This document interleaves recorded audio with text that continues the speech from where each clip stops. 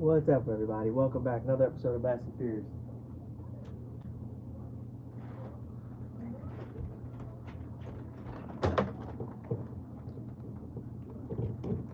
Sorry, everyone. What's up? Make sure you guys can see me. Okay.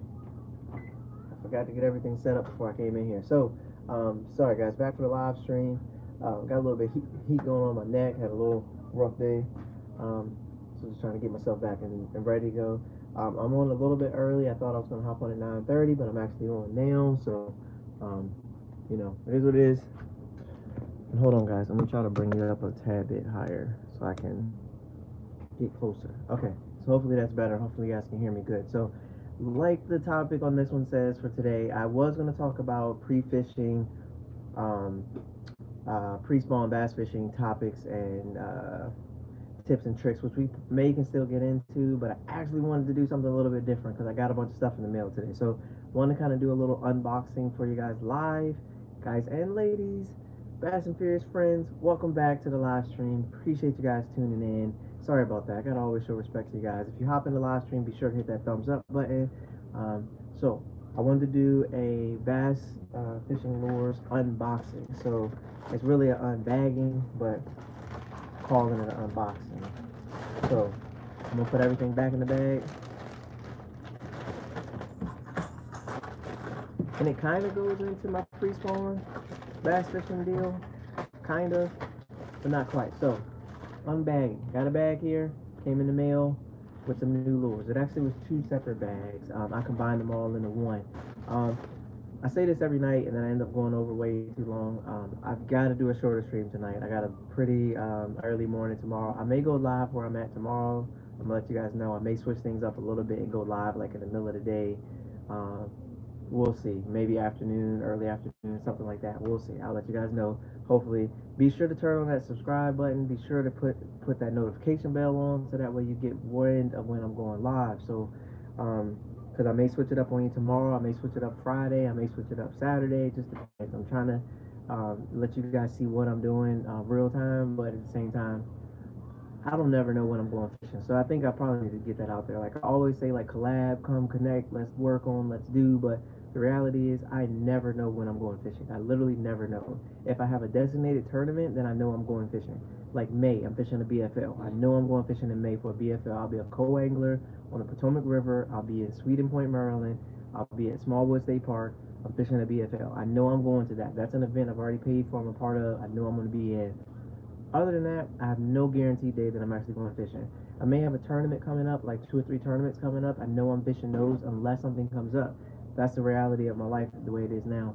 I would love to just lock in and fish like a whole season, but I do have 4 kids, an amazing spouse, and if something comes up and I've got to be there for the kids at an event or a spouse at an event, um, I'm gonna do that. Like fishing, I love fishing. I want to fish, but I can fish from the bank. I can take my boat out anytime. I have these options to do that.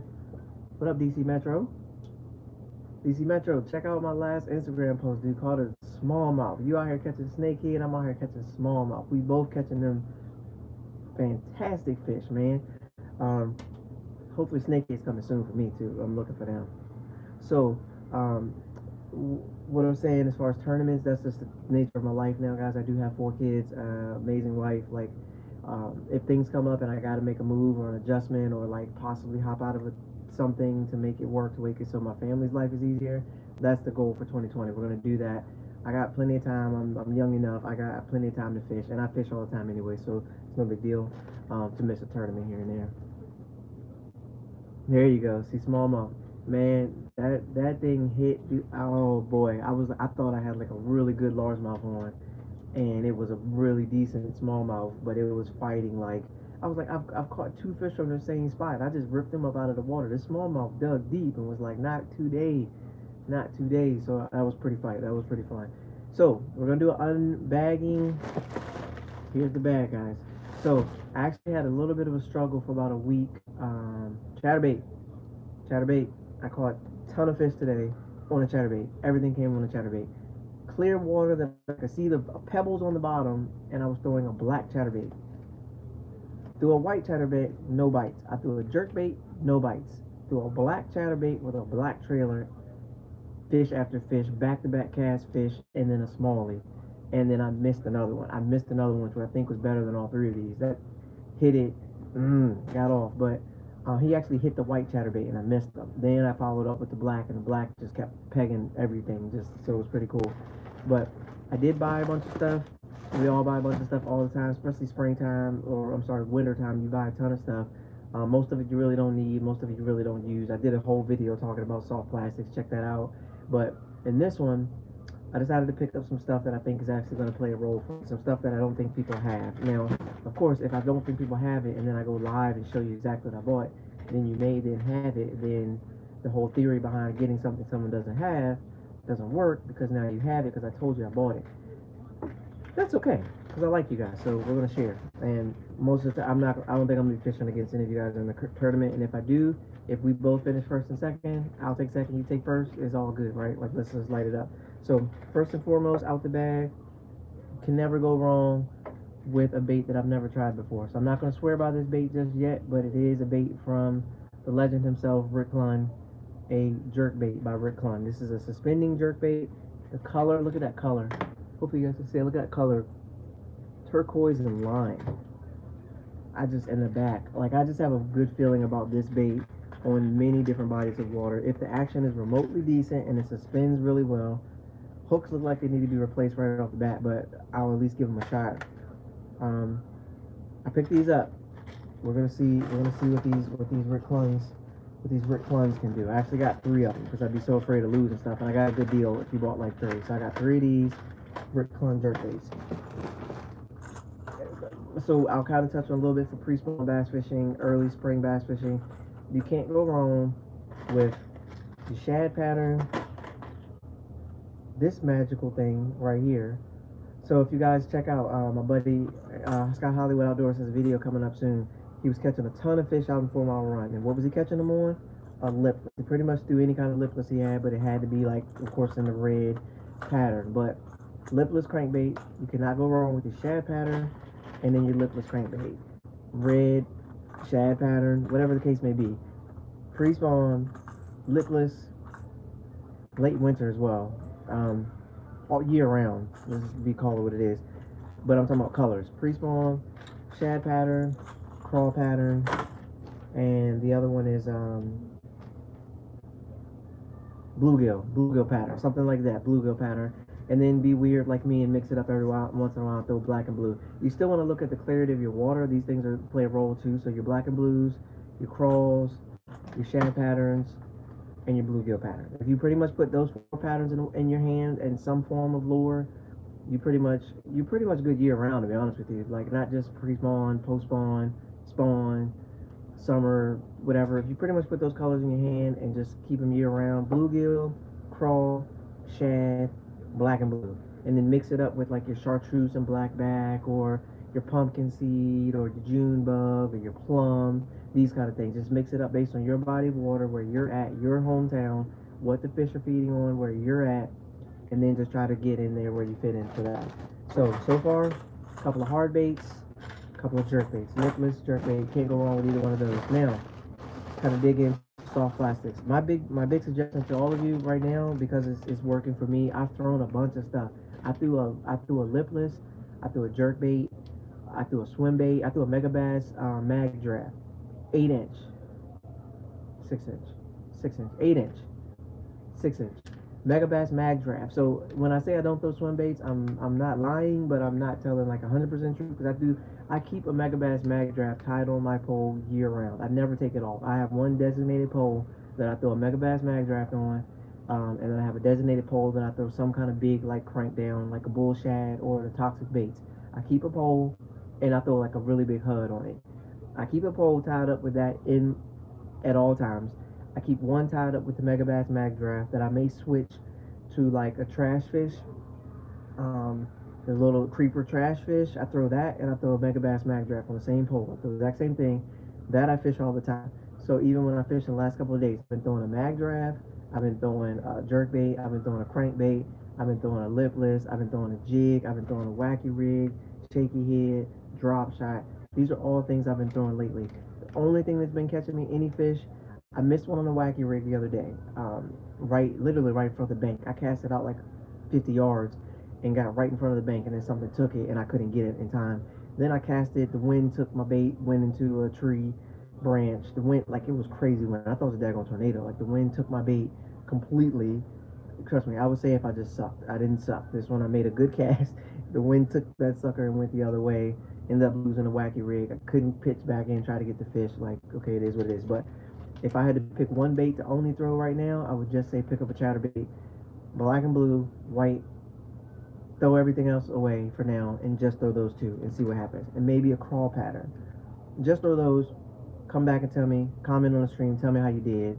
Chatterbait, throw it everywhere. Slow down your retrieve, speed up your retrieve, slow down your retrieve. Burn it so it's barely above the surface. Let it sink down and creep it on the bottom. Let it go right in the middle. Just figure out the retrieve.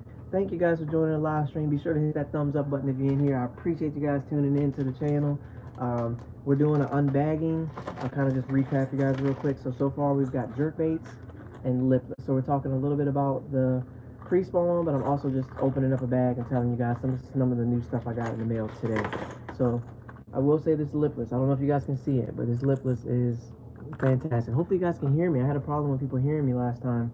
And I like to do the stream in a different place where it's quieter and you can hear everything, but hopefully you guys can see that. Translucent see-through color, red though, that's gonna be money. Talk a little bit about soft plastics, guys, and then I'm gonna go ahead and shut it down for tonight. I wanted to do a stream. I'm pushing myself to do a stream even if I don't feel good or whatever the case may be. Yeah, OG rattle trap. This one, yeah, original rattle trap. These things are money. You can never go wrong with them. It's so funny. Like, companies spend so much time changing and tweaking and modifying, and then everyone buys the original chatterbait and they buy the original rattle trap and they just stick with that because it works. Like, there was nothing wrong with it. You're modifying something that worked. And yes, don't get me wrong, the newer ones work. The original chatterbait works, but some people swear by the jackhammer. Some people still swear by the original chatterbait. So it really just depends. You really just want a blade that kicks in as soon as you cast. And on this thing, you just want to not lose every single one of them on a tree stump. So we'll switch gears kind of to the soft plastic. So like I said, I've been throwing that chatterbait. So this is a trailer a lot of people throw for their chatterbaits. A lot of people throw this for their chatterbaits. A lot of people throw the Zako. I do use the Cotton Cordell Super Spots. I've got a couple of those in the box right now. A couple of those in the box right now. A lot of people use this for the chatterbait, the razor shads. A lot of people are using the Yamamoto Zakos. And then a lot of people, this kind of came out. So a lot of people use the razor shads. I've used them. I've never caught a fish on a razor shad. But at the same time, like I told you guys, I've never caught that many fish on a chatterbait. I've only just now started catching fish on a chatterbait. But I also don't have this tied on. This is what I had on at first.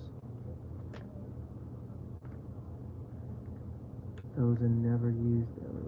Yeah, like I had these tied on my chatterbait. I would tie these on my chatterbait. I would throw out a chatterbait. I wouldn't get bit, and I'd be like, dang it, everybody else says these things are great. You can catch like a 50 fish on them, and I can't get bit on them. So what I'm starting to think, it might have been how I was fishing the chatterbait versus what my trailer was. But at the same time, I don't know. I threw it in really good places. My boy got bit on them. He had a lot of confidence in razor shads.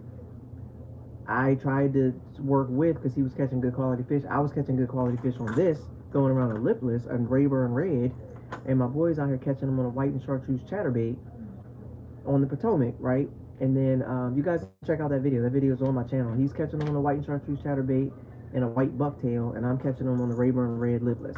I lit up like 3 or 4 right to start the morning. Keepers, one knot keeper, and rust keepers. He caught a good 3.5. He caught another big one on the chatterbait, fishing around some rocks to fill out our limit. And I caught a nice size number for number 3. So like, we had a pretty good day. 14, 15 pounds on the Potomac is nothing to sneeze at. Like, it was a good day. It took like 20 to win, but like, we at least had 14, 15, so it felt pretty good about our day. It was like our second tournament, first tournament, third tournament of the year. We were still learning. First time fishing as a team, trying to get out there and make something happen. So we did pretty good, all things considered. But a lot of people swear by this. So you see the colors I got? I got this Houdini color. So I'm going to pair this up with a crawl kind of pattern chatterbait. And then, of course, I'm going to throw on that shad pattern with this one, and we're going to see. And I actually may just mix it up. I may throw the crawl with the white and may throw the white with this. It's just going to depend, because I'll probably dye the tail on this, maybe. Just depends on the water clarity and what I'm feeling. But this is something people swear by for their chatterbaits for trailers. I have yet to catch a fish on this. Now, I'm going to keep going because I'll tell you what, every single fish that I've caught on a chatterbait has come on. Every single fish. And this bait solely alone is partly for the reason my confidence in chatterbaits has soared lately. Chatterbait has now moved up to where if I go to a body of water, I will take a jig, a chatterbait, and like a wacky rig, and I feel comfortable in a body of water. Like, I'm gonna get bit today. If there's fish in here, I'm gonna get bit. With the jig, I can pitch around the trees, the docks. Chatterbait, I can kind of fish it bottom, mid, whatever, higher in the column, lower in the column. I can pitch it around docks. I mean, it don't matter with the chatterbait. I can skip it. I can skip the jig, and then the wacky rig, I can do whatever I want with the wacky rig. So if I need to slow down or it's tough to bite, take those three and I'm good. Of course, give me a crankbait, give me a lipless, give me all that. That's fine. But I'm just saying, right now, chatterbait has moved way up because I'm getting bit on that thing. The confidence is soaring. So that's a huge key piece for fishing, is confidence in the bait. No confidence, you might as well not even throw it. If you don't believe in it, don't even throw it. Or throw it, don't believe in it, and then start to believe in it, and then throw it more. This is what's been catching me all my fish on the chatterbait. This right here. And you see a couple missing already. But the Rage Menace.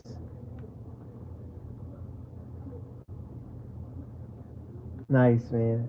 Appreciate it. So, the Rage Menace is what's been catching me fish lately on a chatterbait. I've been throwing a Rage Menace, and I got just the tip that everybody kind of gets from Alex. What's his name? Alex. He does a live stream with smallmouth experience guy. What is his name? His name is Alex Rudd. Alex Rudd. Okay, so I watched one of Alex Rudd's videos. I watched one of Todd Castledine's videos about throwing a chatterbait. And one of the things they were saying is if you throw the chatterbait, you put this on as a trailer, but the only thing they talk about that's different is how you rig it. And once I started rigging it like this, like at first I wasn't getting bit. Once I realized that I could slow down that retrieve and fish that chatterbait in every ounce of the water column, sometimes, so today I got bit sometimes, guys, when I cast it out first reel. It was like, and the video is coming out soon. I'll show you guys the video. You guys can see it. It's coming out soon. Cast out. As soon as that thing hit the water, I engaged the reel. Boom, lights out. So if that blade didn't start kicking right on that second cast, and I passed whatever piece of cover I passed, no fish. If that blade just went past, because also Tactical Bassin gives a lot of tips, and I watch a lot of Tactical Bassin and a lot of Mikey Balls when it talks to these fishing things. And Tactical Bassin basically made it very clear, if you pitch the chatterbait past a log, the blade doesn't engage, there's nothing extra, no extra action, nothing to it. If it goes past the bass ain't gonna then see the blade kick off and then be like, oh crap, I should have went and got that. Like, no, it's gone, it done missed it. You're gonna have to try it again, cast out farther. Hopefully your blade engages this time, and then maybe you try to get bit. But if the blade don't kick in right away in the chatterbait, and if you don't feel that vibration deep in your soul when you're reeling that chatterbait, you gotta look for another chatterbait. I'm gonna tell you flat out, you gotta look for another chatterbait. If you pitch it out, and as soon as you engage that reel and that chatterbait blade starts going, you got the right one. And if you feel that vibration all through, I'm talking like all of this is vibrating when that chatterbait's getting retrieved. When that happens, you got the right chatterbait. If you throw it in the right place, you're gonna get bit. Count on it. Just count on it. If you throw it in the right place and that vibration's kicking, you're gonna get bit. So for the chatterbait, this was the tip that they gave on all their videos. You rig it, instead of just sliding it on like you do your normal soft plastic where you put it on, it's like this, you turn it like this. This was the key for me with chatterbaits. When I started turning my trailer sideways like this, so up and down like this as opposed to like this. When I started doing this on the back of a good chatterbait that vibrates right away, that's when it changed. That's literally when everything changed for me for chatterbait fishing. That's when it clicked. So like, you know how you're fishing a drop shot, you don't get bit, you don't get bit, you don't get bit. You take a look at the drop shot and you realize that your hook, even though you thought you did it just right, your hook angle is like down and your bait is down, so it's not dangling in the fish's face like this, it's dangling like this, and the fish aren't going to bite this. So you pull the line, get your hook to come up like this, and then your bait's like floating out like this, you start getting bit. And that's like that moment, like when it clicks in your head and you're like, huh, crap, how many fish have I missed, right? You're like, if this is what it takes, Okay, so I hop it up, and then the bait's just like this, just sitting here, just quivering in their face.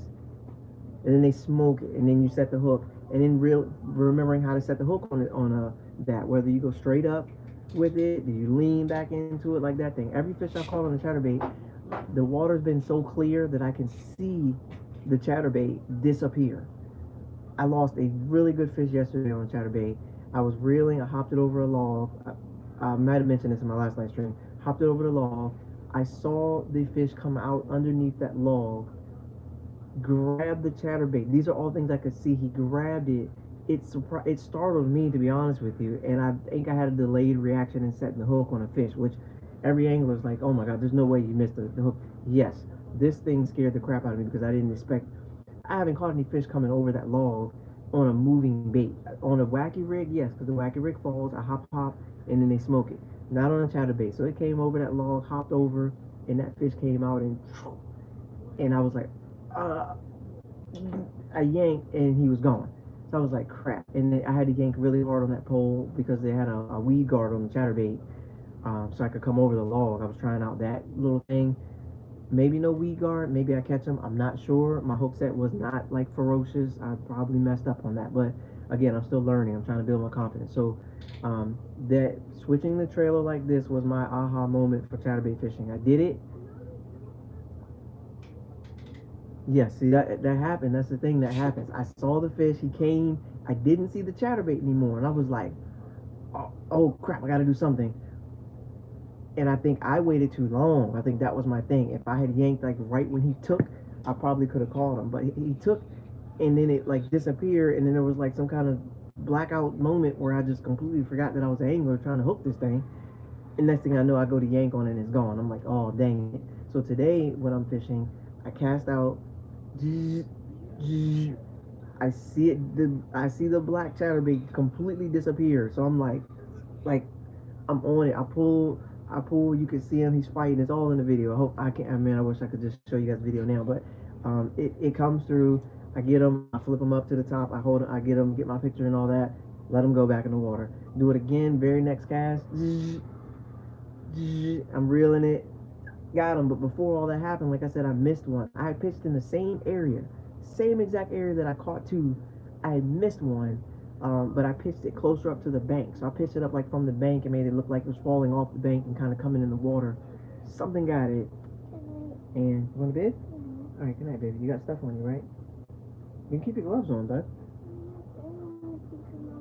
But yes, I reeled it back, and then I saw it take off again. It was so clear, I could see it take off. And then same thing, I set the hook. It was way too late. I missed them, but then I ended up catching a few more. Then I ended up going back again and catching a smallie. Same deal, same exact spot, same day. I just went to the other side, then I came back, catch a smallie. Like, it was a great day, a really great day of fishing, because I've been getting skunked lately. DC Metro knows I got skunked at the last place. I got skunked at Hunting Run. I couldn't catch a fish, nothing at all. Nothing was biting. At either of those places, I couldn't get anything. So I was kind of getting a little discouraged. I missed the fish the day before, so I know there was fish that's still in the water. I missed the fish the day after that. Later in the same day, I missed a good fish right towards the bank. I casted the same place like 10 times. Finally pitched it up really close up to the tree. Huge fish on, but it was a chain pickerel. And I was like, I didn't want to catch him anyway because they try to kill me every time I catch them. They try to bite my hand off. I don't understand. I didn't do anything to him. He's also mean. He just want to bite me. But I missed that guy. It was okay, but I saw him. That's fine. And then I go back and then catch 3 in a row. So it felt really good. But the deal with that chatterbait, like I said, just run it straight up like this. Put your tail up like this. Put it on so it's kind of like even with it. And then try that. You guys try that. Come back to me. Let me know. So we'll keep it going for the last one. This is from Todd Castledine. So I watched Todd Castledine's video, and he made some suggestions about chatterbait fishing as well that he does. And what he said he fishes is what's called a rage bug. So his tip, and be sure to check out Todd Castledine. He does a rage bug. So I'll show you guys kind of what he suggested on the rage bug. Now I haven't tried that, but I've got my 2 colors I need. I got black and I got white. I'm going to try them both out tomorrow or Friday or Saturday. I'm going to try them out. I'm going to let you guys know. Because if I can mix it up, that's cool. But he does a rage bug.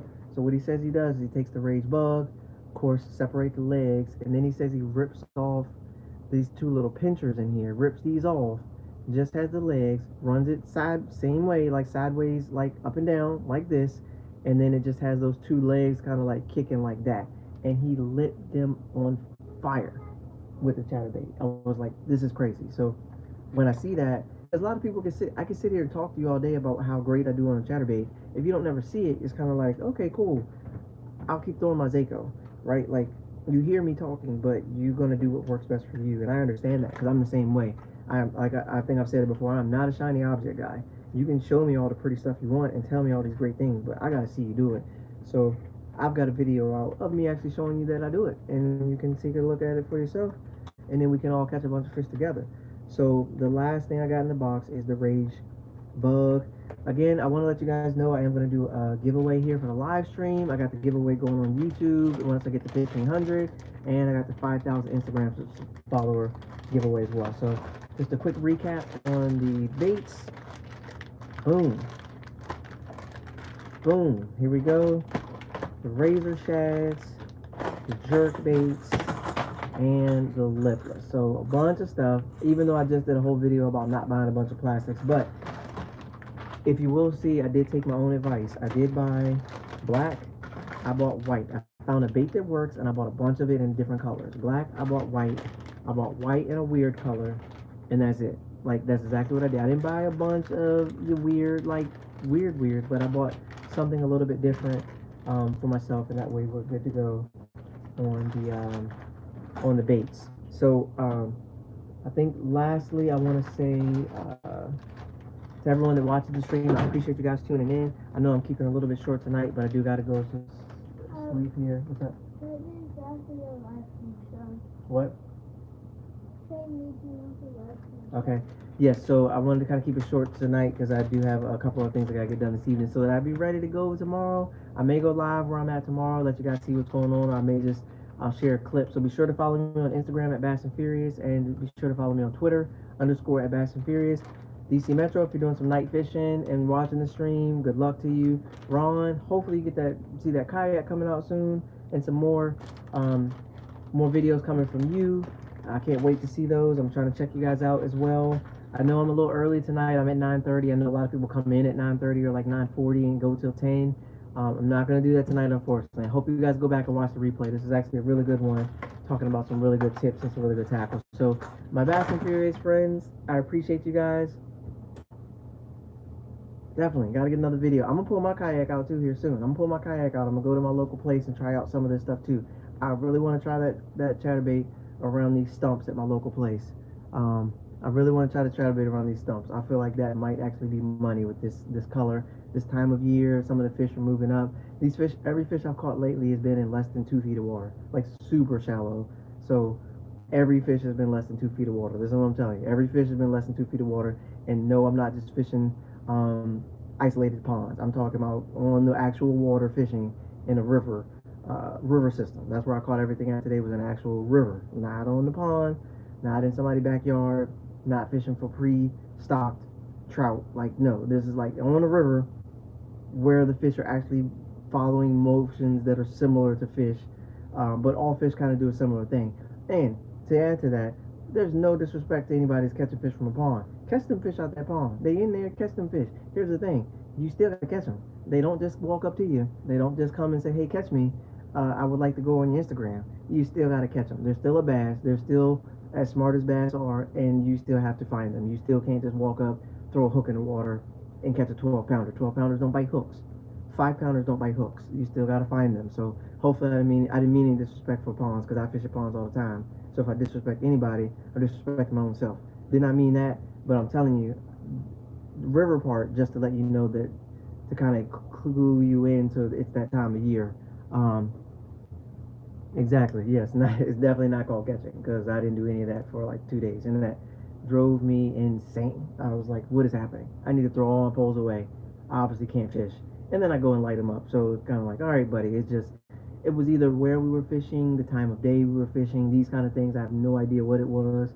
But I'm back. So I'm glad to be back in the land of the catching. and we're gonna stay here as long as we can. Everybody, stay safe out there, guys. Stay safe out there. Make sure you wash your hands 20 seconds. Make sure you no sneezing on anybody, no coughing, none of that. Make sure y'all stay safe out here, man. I'm serious. Like, I am not even joking. Stay safe, everybody. Matter of fact, I'll show you guys that we staying safe. We staying safe over here. So we got all the medicine, the cold and flu. I got the biggest bottle of Germ-X you ever seen. This is like gold right now. I got the biggest bottle of Germ-X. I got the isopropyl. I got another bottle of soothing aloe refreshing. We staying safe out here, man. We washing everything.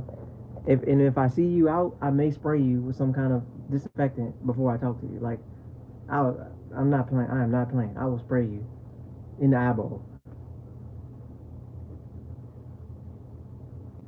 Man, I'm telling you. He's like, he's terrible. I'm telling you, I'm spraying everybody. I sent my wife a meme yesterday. I'm like, it was a picture of me just spraying everybody, or a picture of somebody just spraying everybody. I'm spraying everybody.